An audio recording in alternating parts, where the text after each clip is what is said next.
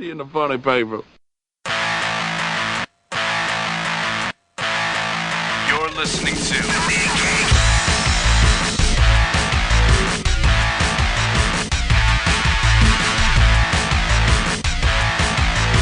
Comics Podcasting on the edge of civility.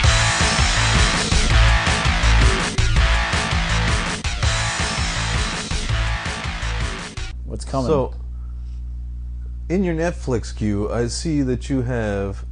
Oh yes, I guess we should say what's going on here. Hey kids, it's Mean Geek episode 68. We're on the air? We are, in fact. Oh, son of a bitch. Well, at this point, I mean, I didn't catch any of your, self-indulgent whining on the... Oh, wait. Sorry, folks, there's none of that with the Rev. Moving on. I see in your You have Netflix an Italian queue... mullet. Not for long, I'm just being lazy about it. I'll get my hair cut. Jesus. At any rate, I see in your Netflix queue that you have Scott Pilgrim versus the World, Yep, which I I just caught watched that. several weeks ago, and I'm just dying to get your take upon said flick. I thought it was a fun movie. I enjoyed aspects of it. Michael Cera, however, to me, the character of Scott Pilgrim, and I'm coming from somebody who's never read the graphics. Right. Just like I was. Scott Pilgrim's kind of dumb, He is. which He's is fine, totally like naive if you want to be polite about it. But the fact of the matter is, Michael Cera didn't nail that aspect of it, so when he had to act that way, it felt forced. Yeah. Obviously it was directed by Edgar Wright, who I love, thanks to Shaun of the Dead and Hot Fuzz. Well, thanks to Shaun of the Dead, let's be honest. But, people being punched and turning into coins, there were some very clever game things going on in it. I think if you had read the graphic novel, you'd take a lot more away Right. from the movie. But it was a fun flick. It's definitely worth checking out. I just don't feel that it nailed it. Well, you don't feel he nailed it. Well, if he didn't nail it, then the movie didn't nail it.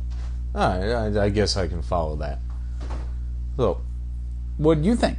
it took a long time to get really going, but once the first Evil X showed up, I was pretty much in. Once they started getting funky and over the top, I was ready for it. Oh, fair enough.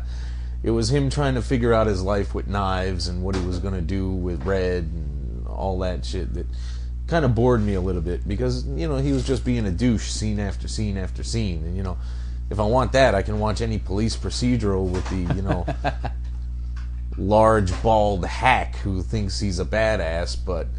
You leave Dennis Franz alone. Exactly. You see where I'm going here. Or Jennifer Beals now with the new show. But, Chicago Code. another cop show. Poof. They never end, sir. I'm wondering if they ever will.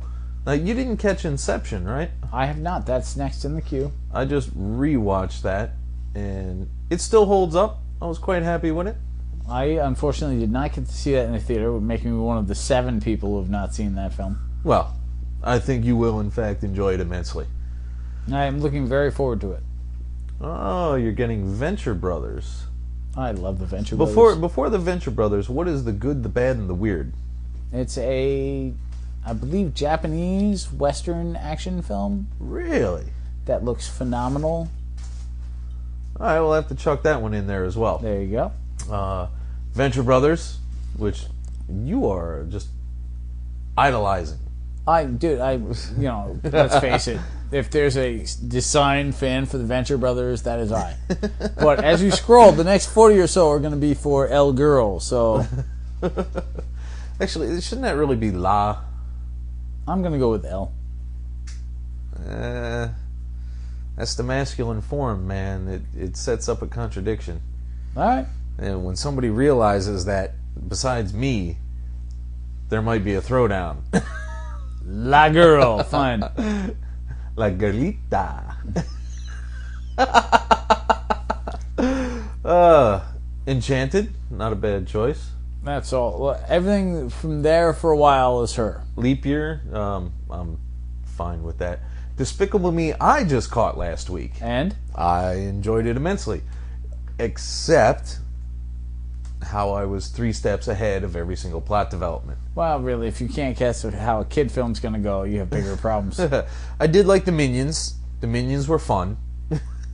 The fact that they didn't really speak English was just fine, because it was probably more humorous just to hear them squeak and then get their point across and then argue and squeaking. So, although the fact that some of them had 2 eyes and some of them had 1 eye kind of made me wonder if there was a caste system going on, or, are they a different class of minion? Or maybe, when they were creating the minions, maybe that was the first batch, like the nulls that the Camino ones had to destroy. Or maybe the way they do minions, occasionally you get a, 1-eye one. It's like when you make gingerbread men cookies and sometimes one of the arm is a little bit shorter. There you go. Yeah, like, that's probably what it was. You damn mutant gingerbread. And then you're going old school, way down with... it is classics. Okay, so gentlemen prefer blondes. Not very geeky, but... Again, her. And the monkeys is her. Tristan and Isolde, though, that's her. That's from an opera, which Well, is it's from actually a from further back epic poem. Well, no, this one's the adaptation of the opera. Fair enough. Which is an originally from an adaptation epic of the poem. saga. So Either way, it's got James Franco, so again, it has nothing to fucking do with me. Haunting in Connecticut. Although Poultrygeist could be a lot of fun. Now that once you've hit Poultrygeist, you've hit me for a long time. Zombie Chickens, not a bad thing. I'm all about that movie. Fantastic Mr. Fox. That's very it's not geeky, but it's fantastic. There you go. As in a it is Wes Anderson, so thing. So there's that. There's a geek cred. We can talk about that. Bruno doesn't count in any. Oh no! Take out Defendor. Terrible. Right. Oh my goodness! No, Woody Harrelson. I'm not gonna spoil it, strictly speaking, but I have no interest in ever seeing that flick again. That bad? It was pretty bad. You're on it. Click it off. That was yours? Yeah. Oddly enough? Yeah, everything... Yeah, I got no interest in ever seeing that again. And do you want to hear about it? Shoot. Keep going through, but shoot. Woody Harrelson is a borderline retarded, and I mean that in the legal sense. Sure. Borderline retarded guy who was brought up in very bad circumstances, and his only escape and his only true moral compass given to him for the world was by comics. Okay. Which is probably, there's been several stories similar along the way. Stories have molded people's development here and there because they didn't lack the father figure or whatever. But, I mean, this is literally, he had no one to teach him anything, and he was literally learning disabled, so comics showed him what the world should be. So he went out and he tried to do that stuff. And he falls in with a heroin addict girl. Oh dear. Who, in between moments of trying to steal his shit, is trying to score another hit. And he's trying to convince her it's wrong. And in the end, he finally dies, but his example made her want to be a better person. Yeah, I'm all set. Yeah, exactly. All right. I Sell the Dead. Ninja. Which ninja? There's 12. Is that like the show Kasugi Ninja? There's 2 ninjas in there. Oh, Sell the Dead has the new one. Okay, Yep. Okay. And Ninja Assassin, which just watch. Be prepared for the opening sequence because it's pretty intense. Okay. Monsters vs. Aliens. I didn't catch. Which Doomsday is this? Oh, that Doomsday. Don't know anything about it. You're actually gonna rewatch. You didn't see Revenge of the Fallen? Transformers? Nope. No. You're gonna need a grain of salt big enough to melt your entire driveway. Sweet. Land of the Lost. That can't be that good a memory for you that you'd want to. I never saw the show actually, but you know. Oh, well, all right. Well, you're not. What? Before I say you're not losing out on anything, I am going to remind you that it's Will Ferrell.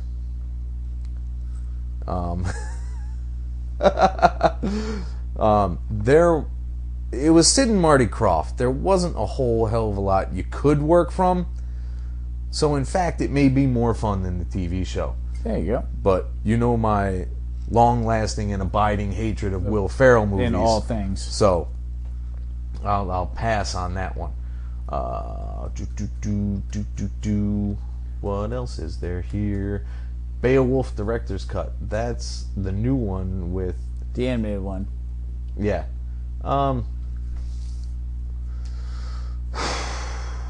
I liked up till the last 20 minutes. Okay. It was fine. And then it got excessive and it just wouldn't end. So, Drag Me to Hell I didn't catch. Horton Hears a Who. Your everlasting and abiding love for Dr. Seuss is probably not going to see you through that one. I gotta hope. Hitman, Max Payne. Wow, you're going on a video game adaptation tear. You notice they're next to each other. I am to get him over with. It's a double feature of, oh god damn, I hope one of these is decent. Is this the new Rambo? Yep. Oh, okay. I've heard good things. Because I was about to say, you just gave me the Punisher Rambo First combo pack, and that wasn't... Although it had Punisher on it, it's normally not something you want to give up. Because the original Rambo was just fine. No, but you are collecting the movies, so I figured you needed a Punisher. I'm collecting the movies because you have forced me into doing so. That's how I do things. I know. Alright. Next up. Very little geekdom coming up until... Well, coupling really wasn't all that geeky until season 4, and you don't have that on here. It's down there somewhere. Season 4 actually has a comic shop owner as a major character. I think there's a lot of geekdom in coupling. I mean, just the discussion of the Wicker Man alone in the first season. Birth of my libido. Mine too. I saw parts of Helen Mirren I couldn't identify.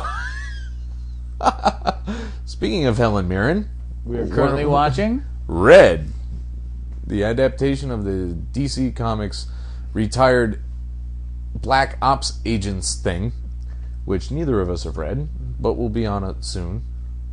Don't worry about it. You'll hear it all from us. And then we get into the really cool shit like Robot Chicken Star Wars and the Samurai Trilogy and Dexter still Season in my wish 3. list for Christmas. I can't believe you didn't get that from somebody, particularly me. I'm a little bit shocked, actually. You went Bobby Dylan. I was like, what? I probably assumed you had it at some point.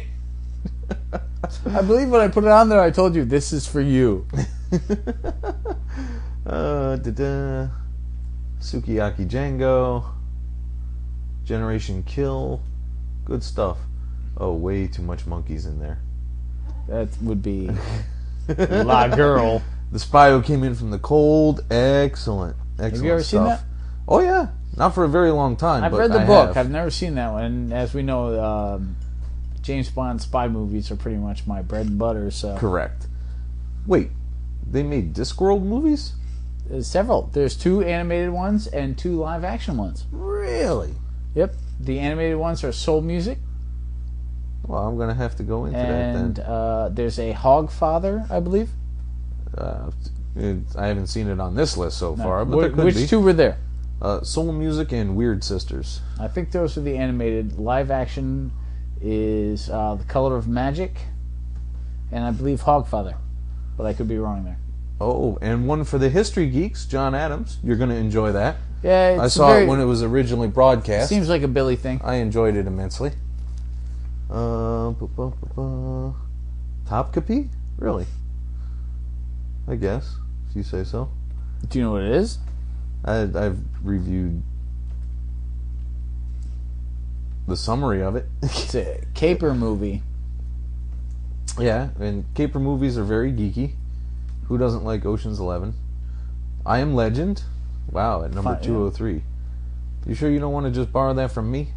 Actually, I'm gonna. Now that you've set me up to burn things, I'm probably gonna.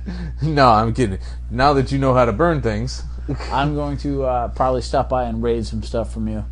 Yeah, that's fine. Aqua Teen Hunger Force. The movie. I have the first 4 seasons. Which iRobot? Oh, the Will Smith iRobot. Yeah, I'm actually doing it. There's it's another worth one show. For you, it'll be worth one showing. Yeah, it didn't seem very me, but I'm like, you know what? I've never seen it, so I probably should. Is there another iRobot?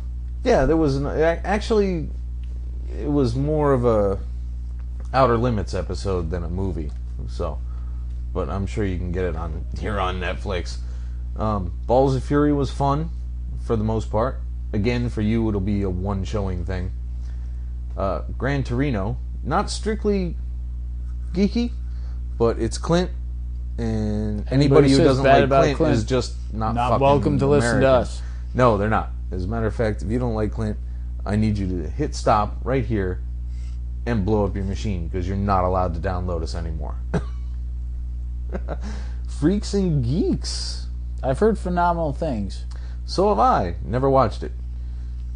Greg Giraldo, Joe Rogan, Patton Oswalt, lots of other stuff. Human Giant. What's that? It was an MTV comedy sketch show with Aziz Ansari. Alright, then next up, 10 Items or Less. Was that about the Morgan guy... Freeman. Who? It's a movie with Morgan Freeman. Oh, no, that's not the one I thought. There was one where this guy gets insomnia and he works the graveyard shift at That's The Machinist. No.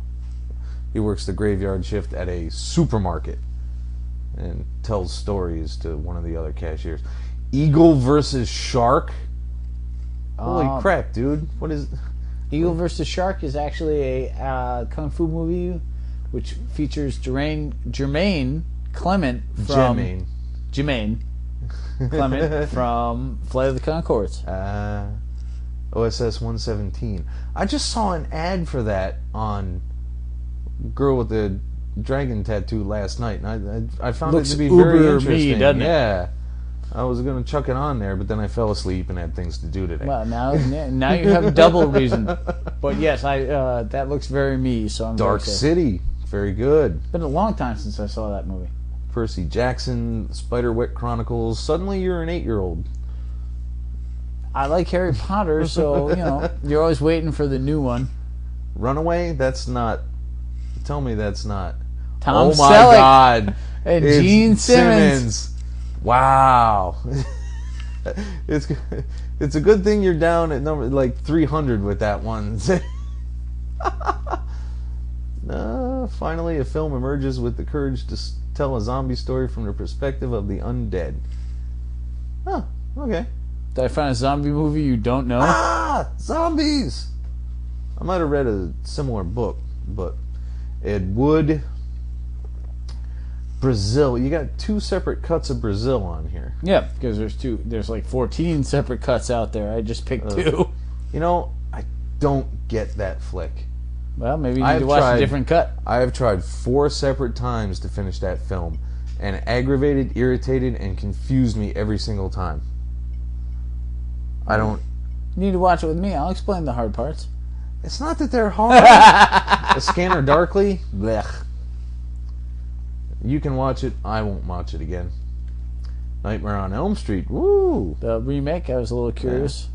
Kiss Kiss Bang Bang, you could have borrowed from me. Well, that's because you burnt it from me, but someone borrowed it from me and then lost it. So yeah, I have to... that'll do it. Superman, Batman, Apocalypse, you can borrow from me. The Pacific, I'm hopeful. I mean, Band of Brothers is one of my all-time favorite things. So. Right. And but I think the had a trick hard is that time you didn't keeping track of who was whom. But you had that problem. If you think back, originally you had that problem with some of the Band of Brothers people too. Yeah. I think the trick is to watch Band of Brothers and then go right into the Pacific. Yeah, probably. Or sit down and watch them more closely together rather than once a week. Yeah, exactly. Return of Black Adam, I got that for Christmas. You can watch it. Any good? I enjoyed it thoroughly. And it had the Green Arrow short on it, which should interest you. I'm all about And the Green Jonah Arrow. Hex short. So, ta-da! Underworld, Rise of the Lichens. I've never seen any Underworld movie. Well, you should get the first one first, then. I think the other two were in the instant queue. Very good. All three Resident Evils. With since they keep coming out, I figured I'd rewatch the first two and then move on. All right. Oh, and then you get all sophisticated. I do that. Henry V, Hamlet, Richard III, two versions of Richard III. Yeah, well, Laurence Olivier and You're getting all English lit geek on us. well, I read. Ian McKellen and Annette Bening. There you go, and Robert Downey Jr. for that matter. And then the other one from 55, Cedric Hardwicke, Nicholas Hannon, Laurence Olivier. That's the Laurence Olivier. Henry V. I'm Henry VIII, I am. Right. The Lion in Winter, still going all literary on us. And then you get Freaky. You freaky girl. Does not sound like me. Oh, yeah. Roger Waters? No, I'm not fucking with you. I'm thinking Water Rogers. No. The hell are you talking about? I know it's music. I was trying to make a dumb joke about the Pink Flamingos guy. Oh, okay. Because, I confuse the two all the time. Wow, really? John Waters and Roger Waters. All right, yeah. Waters. How many entertainment people are named Waters? You gotta figure. Yak ass. And then you go nuts on music for a while. But then we go back to geekdom again with Princess Mononoke and Lupin III. The Castle of Cagliostro. Yeah, kind of in the mood. Do you know I have the first two graphics for Lupin the Third? Nice. Well, again, it's got that whole 60s spy criminal yeah. thriller. Very me. And I don't know what Deadfall is. Sounds vaguely espionage-ish, maybe? Deadfall. You might have to click on it. I don't even remember that one. In a classic suspense thriller. But Oh, that's a Michael Caine movie. 3 separate Musketeer movies. 3, 4, and 5th. Swashbuckler. Ooh, getting old school adventure with the Sinbads. Yeah. That reminds me, I have to Excellent. lend you that so you can burn it. Yes, you absolutely must. Planet Hulk, which you can borrow from me. Hellboy 2, you can borrow from me. Eventually, I need to buy Hellboy too. Well, sure. I mean, that's just a given. There But are to some things that a person to tide should you over probably until own. you find them in a good bargain bin, Well, I just got, for Valentine's Day, I just got Iron Man 2, so. Yeah, see, there you go. The Social Network. Maybe I'll see that, maybe I won't. It's supposed to be phenomenal. 100 Rifles. Wow, you're going way back. Jim Brown, Burt Reynolds, and Holy Raquel Welch. crud. Anybody who has a problem with any of those people can suck And eggs. somehow it's a long wait. They must not have many copies. Well, because people are finally catching on that Burt Reynolds is awesome. Oh my god, Mother Jugs and Speed. Holy shit, dude. The Bill Cosby fucking ambulance movie. Yeah. With Harvey Keitel. That's funny. That's going in your queue, I'm and surprised. I'm surprised he would lend his name to a movie that had jugs in it. You gotta remember in such back an in the day, obvious way. Bill Cosby was a lot less subtle in film than he was in stand-up. Think of some of his other films with Sidney Poitier.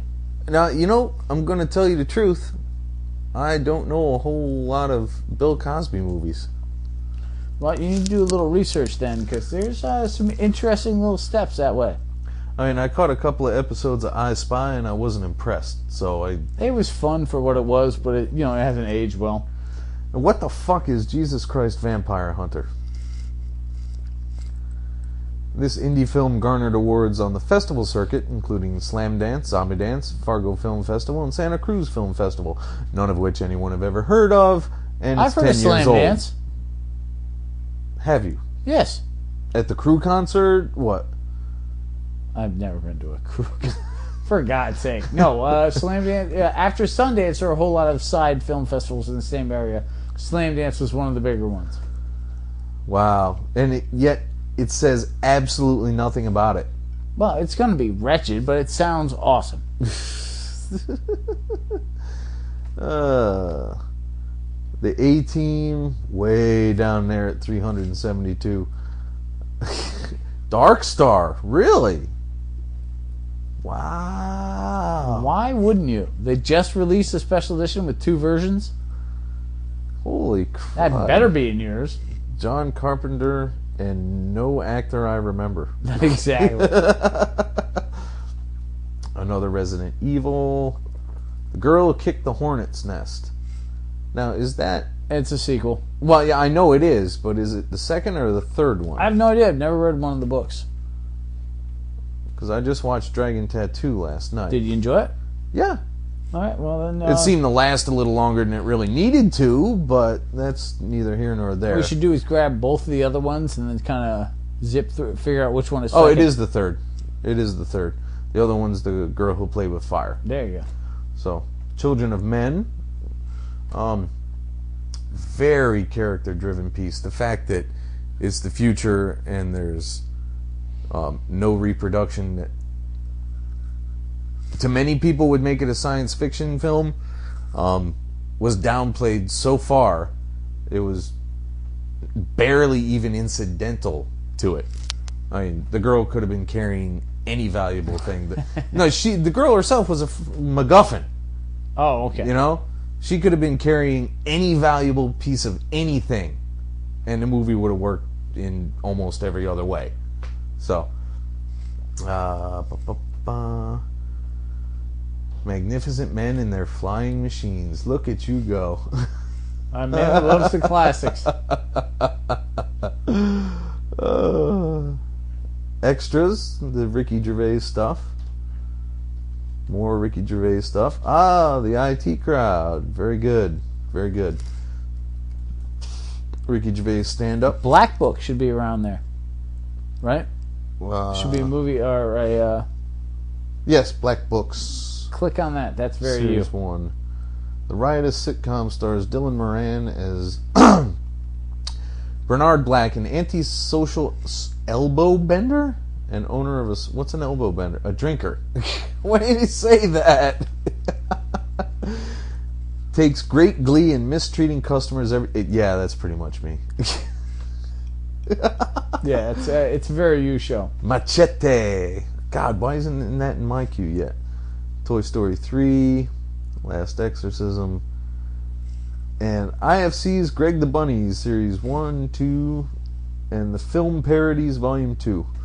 That is a pretty significantly geek-scattered Netflix queue right there. You got some inspiration, though. I do, in fact. But you're going... the primary is the good, the bad, and the weird? Pretty much, yeah. All right. But, The Return of Captain Invincible. What happens to superheroes when they become has-beens? Captain Invincible, exiled from the U.S. during the McCarthy era, and also the Wortham era, which would have been more appropriate to note, is now a hopeless alcoholic bum living in Australia.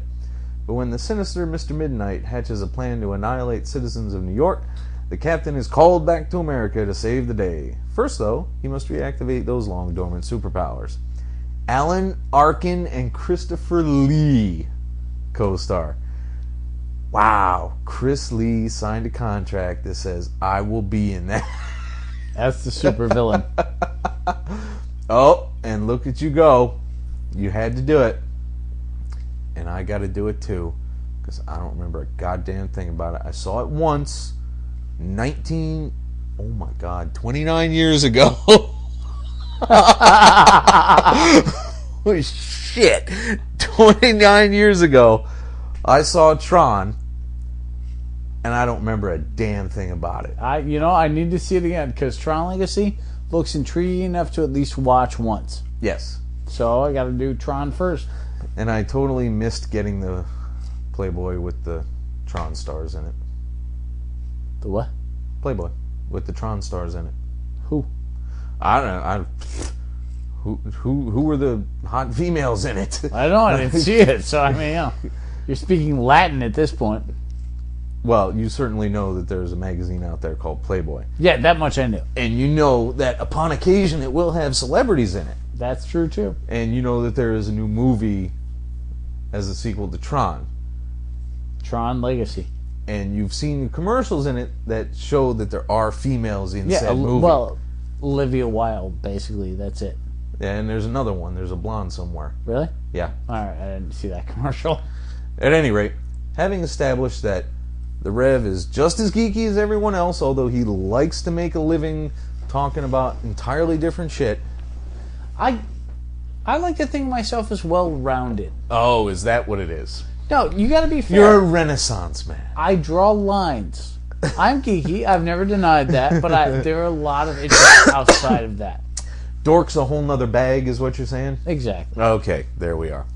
You know, like, if Dork involves spaghetti westerns, I would be King Dork as opposed to you. It's a rather good point. All right, so let's jump into an attenuated pile here. What do we got? And get the hell out of here and go home because I got to work tomorrow.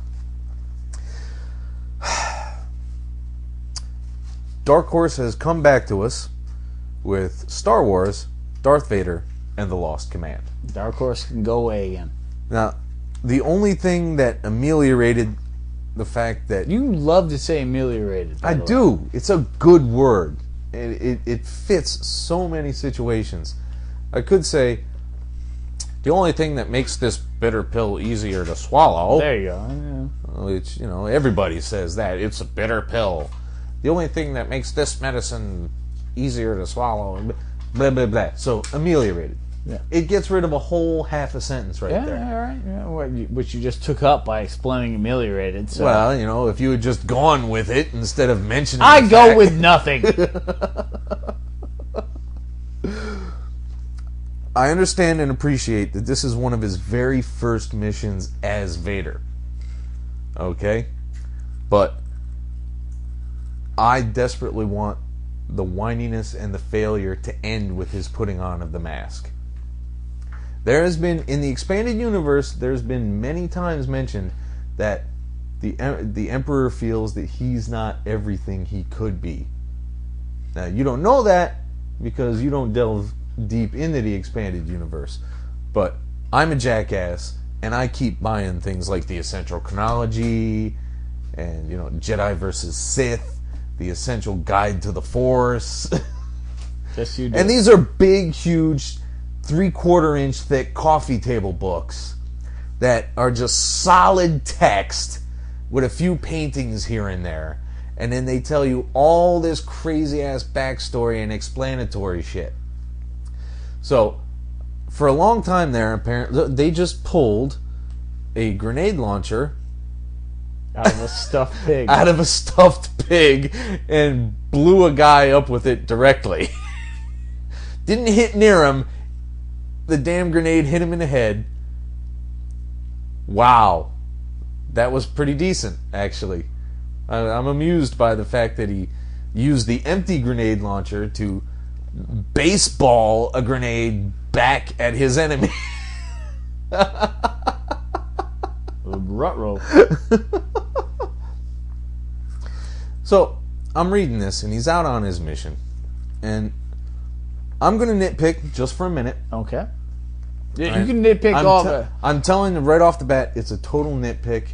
I understand that this has no bearing on story. I understand this has no bearing on quality of plot. Don't bring up faces. Damn. Not strictly faces. Oh my god. The shape of Vader's helmet. Okay? It was intriguing to see him being put together. I didn't mind that. But I don't think they really got to play up this whole Vader failing and now he's got to prove himself again. I mean, the Emperor fucking chose him. He knew in some regards, a lot of people believe the Emperor created him to begin with. You know? Well, you know, my understanding is the Emperor definitely put some time in. Yeah. You know, like, hey, come to the dark side. We have cookies. So we should just... Darth Vader should be a better Sith than Anakin was a Jedi. If you see what I'm saying. That's not necessarily the case. I mean, because the one thing that the Sith make very clear is, you know, at any given point, you can get fucked over. It's like being a corporate businessman. You know, at any point, shit could go very badly for you.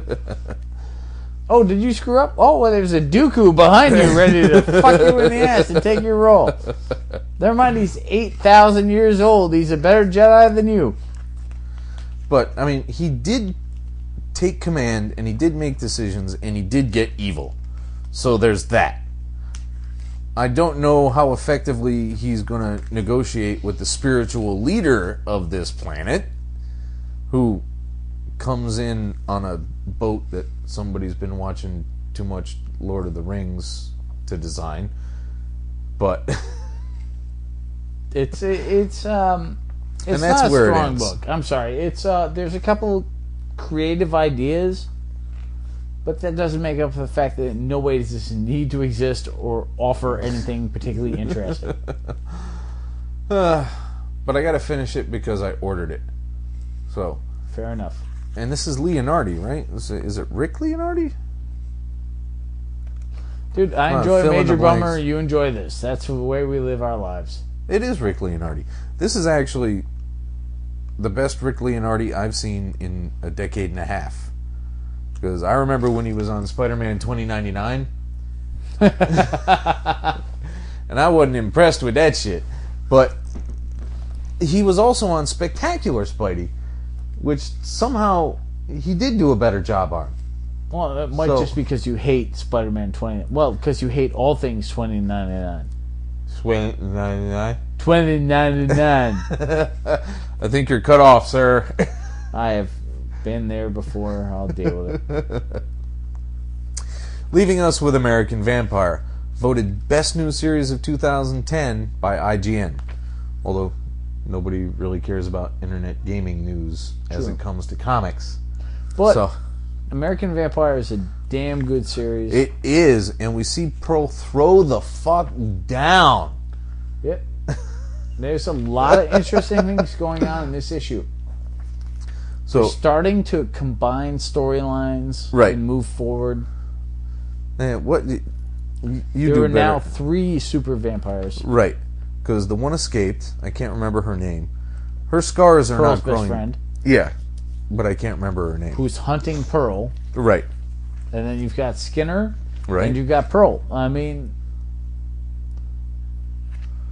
Pearl's trying to maintain a decent relationship as a psychotic vampire super being. With her blues-picking husband. Not too many banjos and blues. Hey, I'm going to stick my Deliverance reference. You deal with it. Too good. No, Scott as far Snyder. as this is the best horror comic since Tomb of Dracula. Really? I'm totally enjoying American Vampire. The art's I great. know you're enjoying it, but that Tomb of Dracula was a long time ago, dude. What is better in between? I haven't really gotten into a whole lot of horror you've never really comics. read. I followed that genre a lot larger than you. Yeah. And Tomb of Dracula is one of my key books. Still, Tomb of Dracula is more than 30 years old, so that's a hell of an endorsement right there. You know what? Gene Colan was a phenomenal artist. It was a great book, and nothing has really nailed horror consistently in a series. Because there's a big difference between the phenomenal one-shot horror book. Yeah. And It's this. 30 Days a Night. Right. You know. If 30 Days a Night had been able to maintain consistent status... Very good. But for me, this is the next step. All right. I'm down with you. And when you know my feelings on Gene Colan, that's not a small thing. What do you think of DC Universe Online #1? This is horrible. The backstory for a video game. This is wretchedly bad. It's like an Elseworlds wrapped in a one-shot free comic book day issue. It's like, whose crap can run down the leg and be given away for nothing? Oh, ew. I'm sorry, dude. Ew. There are some neat concepts in that game, and the game made them clear, and they made an issue after the fact. Yeah. What the fuck? Holy crap. Take your cock drizzle and go. Oh, no. No. And there's your title. No. That's not the title. We're so totally not using that as the title. Let's go on to something different, huh? How about Incorruptible? I'm waiting. Let's go to Irredeemable. Okay. Because here's the thing. Irredeemable has this huge story arc. And Incorruptible is going absolutely nowhere till even nowhere. It's till just they that decide how to deal with the fact that... I was starting to worry about Irredeemable. And then, it hit this new backup. Right. Now you've got the Plutonian in an alien prison, and they can't control him. Like, suddenly, Irredeemable's right back on track. Whereas Incorruptible... Oh, Plutonian's down? Now I'm just going to pick up pickpockets? By blowing up bridges. I just, I'm totally worried about the direction of Incorruptible as well. I was worried about Irredeemable. I'm right back on track with it. It's slowly becoming a fave book again. Good. Incorruptible, however... is losing it. It's just not carrying the side dish, if you will. It's like, I love the steak, but who fucked up the potatoes? And there's your title. All right. I love the steak, but who fucked up the potatoes? All right, and that answers our Irredeemable question as well. He goes through a boatload of more hallucinogenic memories. Yeah. And they finally actually set him free. And now the aliens are like, oh, bloody hell. So I'm thinking we're going to get to see a major throwdown in 22. I'm very excited about where Irredeemable's going for. It's definitely an enjoyable book. Good. Superior? Totally the way you expect a kid to act with superpowers. I'm loving Superior. Mark Millar nails stuff 9 times out of 10. I was really hoping you were going to say you liked this, because even I was getting the feeling we were getting a little too negative the last couple episodes. No, Superior is awesome. It's what you want. Everything Mark Millar does is creative. Yes. But Nemesis was just filthy. It was, man. It was just unnecessarily horrible. It went to great lengths to make us go, what the fuck, dude? Yeah, but now you've got the devil monkey offering the childhood bully evil superpowers so that Superior has a nemesis. You've got an actor starving because his fake alter ego is now real, and so they can't make movies anymore. When Mark Millar is at his best, everything is well thought out. Now, there is something about you that I'm not 100% down with. I think his composition is right on. The needless shots down people's blouses. No, no, I'm fine with that. Who the hell are you talking to? Sometimes you have, I appreciate the faith, but sometimes it's misplaced. All right, fair enough. No, it's the occasional extra lines that make people look like they're made out of plastic. Not that they're mannequins and expressionless, but that, it's plastic with an expression. I can't say that's bothered me. I've really enjoyed the art. There's this sheen that is created by the colorist following the extra lines of division in what should be shading. I can't say I've taken anything away from that. I'm really enjoying this book. No, I mean, it's just that it's noticeable at all. I mean, like I said, the expressions themselves are fine. Nothing here is stiff for me, mannequin-like. Millar goes from Wanted to Kick-Ass to this. Yeah. You can put the Ultimates after this. You can put Red Sun. You can put everything else. This is my third favorite by Millar, by far. All right, I can see that, but I'm just saying you. Yeah. As in Lionel purely you. me. Lionel you. I haven't had an issue with the art. I've not thought anybody looked particularly plastic. It's just the tiniest the part where he took his childhood bully to the Antarctic. Yes, looked that phenomenal. was amusing to me. I loved that. Loved it. So no, we're all not about nothing but doom and gloom here on the Mean Geek. We like what's good. It's that simple. If nothing is good, then we have a miserable fucking podcast. And again, we don't bash anything we haven't read.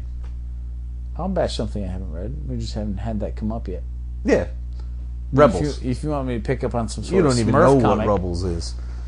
Is it, Fred and Barney? Rebels. No, I don't know. Why do you make this shit up? I'm not making it up. It's an offshoot of, like, evil legionnaires or something. Oh, all right. But no,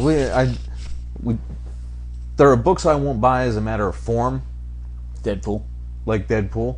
There are books that I won't buy as a matter of form and economics.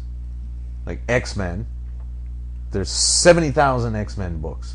There's 4 ongoing Wolverines right now. Well, 3 to 4. Dark Wolverine is his son, but it says Wolverine on the cover. Regardless, I won't purposefully say something bad about a book until I actually read it. That's not true. Well, you've pissed all over books you've never read. Like what? Never mind. I just realized we could go on till midnight with that fucking answer. But no, we won't talk about it and here. Franco goes in where the others have been. No Pavlovian thing there or nothing. I hear Franco and I gotta go with that. God bless the Dirty Dozen. No, we try very hard not to hate something we haven't at least tried. I pay for all the books we end up not liking. In general, yes. Yeah, you've paid for a lot of things that I don't like. We don't like. And speaking of I like and you don't like, iZombie number 9. I told you I wasn't going to bring you this anymore, didn't I? I told you it's okay. You keep going. You know what? I don't expect everything you bring for me to enjoy. Sometimes you got to read a book. All right, so there's a little bit of character development with the Were guy, the Were Terrier, and his D&D Dork crew.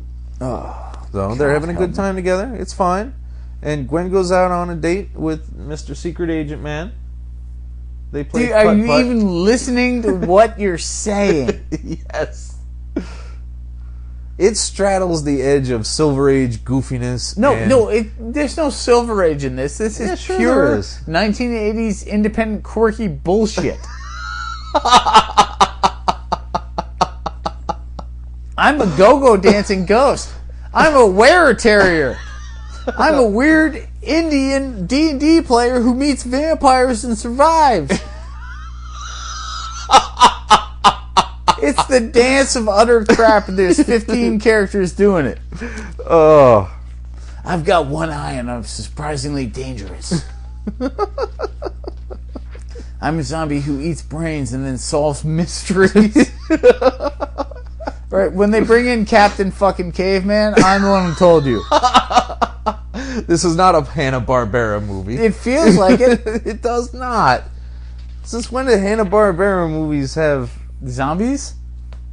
Yeah. All the time. When? I don't They were all remember these old dudes in costumes. HB shit. That doesn't count. None of that shit was real. Oh, what the hell did I just say? Exactly.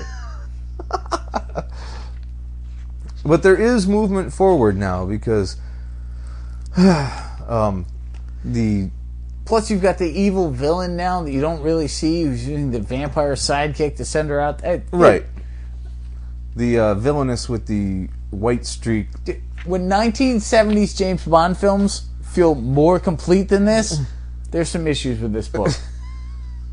And you know it. You just enjoy it enough, and the fact that I dislike it enough keeps bringing it home for you. It's like, well, it might be getting a little bit worse, but you know who doesn't like it? Is the guy I enjoy tormenting. And since Hit Monkey hasn't had another book, because we all love Hit Monkey. The monkey who kills people with automatics. For those of you who couldn't like see, that's my deathbed, the friggin' palm hitting my forehead at full speed.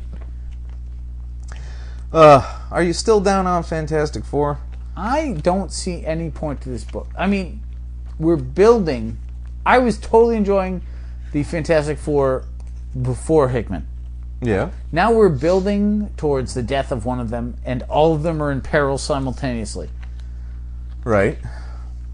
This is not subtle writing. No, and they're in wildly varying circumstances. There's a setup by Namor.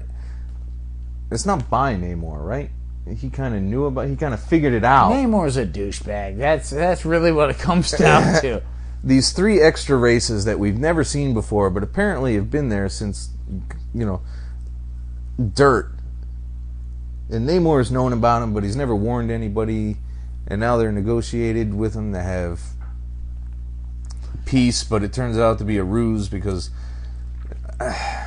Dude, at the end of the day, the entire Marvel Universe is based on one basic theory. Yeah? Namor's a douche. And they bring in bugs. What is this last resort that everybody has with bringing in big bug creatures when they're out of minions? I have no clue. All I know is that there's nothing happening in that book that I'm excited about. There are certain bits that I enjoy. I don't like how I missed how Valeria came around because, the last thing I knew, She-Hulk was chasing down a dirty magazine publisher for catching pictures of her sunbathing on the top of the Baxter building. That and would be after the that, Byrne suddenly era, right? there's Valeria. Yeah. Well, I mean, to be fair, when I sold you my collection, there was a lot of Byrne Fantastic Four that we were very excited for. Yeah.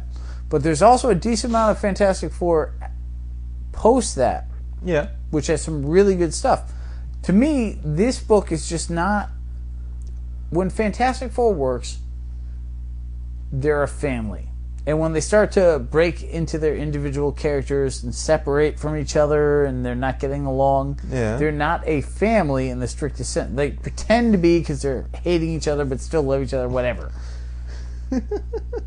The only way the Fantastic Four is fun is when they work as a team. And when they hate each other, they never work as a team. And anytime they're trying to solve Ben Grimm from being miserable, they suck. Right there, bread and butter, day one. Oh, well, you want to take the orange blocks off him? Oh, well, this book will blow then. Yeah. And now... And there's a lot of people out there who you are know saying who the fourth... They're already saying Spider-Man is going to be the fourth. Yeah, I've heard that a couple of times, but I don't think that was concretized. From what I understand, that's fairly set in stone. All right, so now he's going to be hanging around by himself in 2 different books. Spider-Four. He's going to be in... What? No, that just sounds... Don't ever... what's wrong with you? Sometimes you just pull out shit just to sound as dumb as possible. You mean like Dick Bat? To really... That too. Just to... You know what? Tell me you like Star Wars Empire Volume 1 better. Then Hickman's Fantastic Four, yes. No, then the rest of the Star Wars stuff you've been reading lately. Well, hell yeah. No, that's not true, actually. The pinnacle Star Wars book for me is sadly the Marvel Star Wars book. Yeah, which you've mentioned you had many the Seven times. Samurai story with the Green Rabbit. I mean, you can't get any better than that. Empire was... The first graphic for Empire is a really intriguing read that gets resolved way too quickly. Yeah. And since I haven't read further, I don't know if they go deeper with some of these characters. Well, would you like to find out with the next one? Yeah, I'll totally check it out, because the first one, there is some interesting stuff going on, but it definitely, like a lot of Dork stuff does with these kind of things. Like, you think about the Thing books. or Terminator or any of the other books they played around with, Yeah. it's always a 2 to 3 issue arc and it gets pushed and crammed.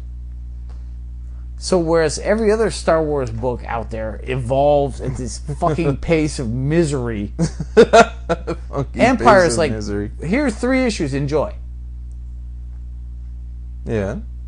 So there definitely could have been a slower build in this book. But it is my favorite outside continuity Star Wars book in comic form. Oh, that's not a bad start, really. Yeah. No, it was intriguing, but you can't deny the fact that it moved too quickly, and you're lost in a couple of parts because of that speed. Right. It forced you to slow down your actual reading and pay attention. Which may not be a wholly bad thing if you could ever stop fucking convulsing over there. You can at least turn off your mic when you're doing it. Oh yeah, I'll bear that in mind when I'm trying to breathe. Oh, I've totally lost what else I was going to say about it. So, and now for my Christmas present. What do we have? JMS. The reason JMS abandoned us with his other books. Superman, Earth 1. So what is your feeling on Superman Earth 1? I enjoyed this immensely. He had one story to tell with it. He had a beginning, a middle, and an end. He had a point he wanted to make about the characterization of this icon that was been around forever and how he came to be in the current form of this universe. And I think that under those circumstances, restrictions, and details, he did a bang-up job. I love this book. My only thing is that it doesn't feel like Superman. That was another point I was going to get to eventually. That's why I qualified that so strictly. No, it's a great read. I can't encourage anybody to not pick it up because it's a phenomenal read. If you pick this up, you'll enjoy it. But it's not quite an Elseworlds, but it's not strictly continuity either. Right.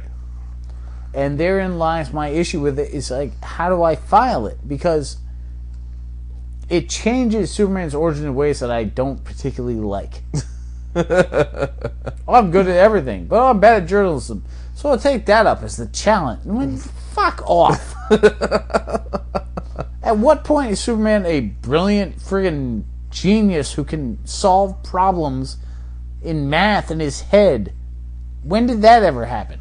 Well, I mean, to that level, it's never happened. No. But he was always using his super smarts to do something that somebody else couldn't do. Yeah, but you know what? That involves his super breath or his fire ass or some other power. Never before was he, oh hey, let me solve quadratic equations. No, it's never fucking happened. Yeah, that was excessive. I never thought that he was, a super genius, so to speak. Because he's never been. Yeah. I mean, he's always been smart. If this is continuity, he got a lot dumber. He was always able to think quickly enough to take advantage of his other powers. In no way am I mocking his intelligence. Quickly is not the same as being super intelligent. The thing about Superman is that he's moral. He's decent and he's admirable. Yeah. Why do we have to lose these things? Well, I mean, because I don't think at the beginning of this book, do we come across as moral? No, he comes off as confused. He doesn't yet He figured this shit out in high school. That was his... He started, winning at football and then left the team in high school. Suddenly he's trying out for the pros? Yeah, but then he gave up on that because of ethical problems. But he'd already figured that out. Yeah. And? Why is he figuring it out again? It's unfair for me to compete at a high school level. But the professionals can probably deal with a bulletproof fucking superhero. I think William the Refrigerator Perry could totally take me down. No! Alright, I follow you on that one. That's fine. I'm behind you on that one. What drives me insane about Superman is that his morality is never questionable. Well, yeah. I mean... But JMS continues to question it. He does it in this. He did it in the last issue of Superman with that whole horrible, Lois, you can't print this story. Really? Because that in no way fits character or development or anything that's been done for the last fucking 70 years. So jump up and say, hey, if you find this annoying. There are people out there who specifically don't read Superman or related titles because of that rock steady moralism. Yeah, but you know what? Don't cater to the people that don't read your book. Ever. Superman is the ultimate Boy Scout. And I can see that too, but at some point you want to try showing these people who think that all he is the big blue Boy Scout, and show them that there's a reason he's the big blue Boy Scout, and that was his journey to get to it. But this isn't his journey. His journey's been had at this point. Largely. So this is redundant. And I still totally enjoyed this book. It doesn't sound like I did, but it's a great read. But it's not continuity. Yeah. But it's playing like well, it is. that's what made this particular take on it all possible. Because otherwise you would have stripped him down far beyond what anyone else, even Byrne, did. And you would have changed, 25 plus years of Superman. As far as I'm concerned, you can't top what Byrne did on Superman. In 6 issues, he revamped everything cleanly. Well, admittedly, the Bizarro is flying at me and turning into blind people curing crystals. That was a little odd. That was horrifying. And I just reread that like 3 months ago. It's a great read, but you hit that point and you're like, oh, damn. Oh, man. Apparently I stepped in something on this wonderful nature walk. You want to any parting thoughts about that? Because we've turned our mini episode into a full-length one. Well, that's what we do. As far as it comes down to, kids, JMS's Superman is very readable, but it doesn't feel like my Superman. And I'm always going to have an issue with that. I don't have a problem with Superman having an issue. I have a problem with Superman behaving in a way that he wouldn't. All right. And so far, JMS has done that at least 3 times. But it's hard to determine. You know what? We'll save that little bit of philosophy for some other episode. At this point, we're going to say goodnight. It's 10:05 and I got to work tomorrow. Bless you, fuckers. Enjoy yourselves and find us on the web somewhere. I don't feel like rattling off all that shit. Bye! The Mean Geek is recorded live at the Reverend Mad Duck's apartment whenever the hell we can get to it. You can find us on iTunes, Podcast Alley, Facebook, Comic Space, our own site, www.themeangeek.com. Subscribe to us through RSS, and most importantly, find us as a proud member on the Comics Podcast Network. Contact us directly through email at themeanergeek@gmail.com.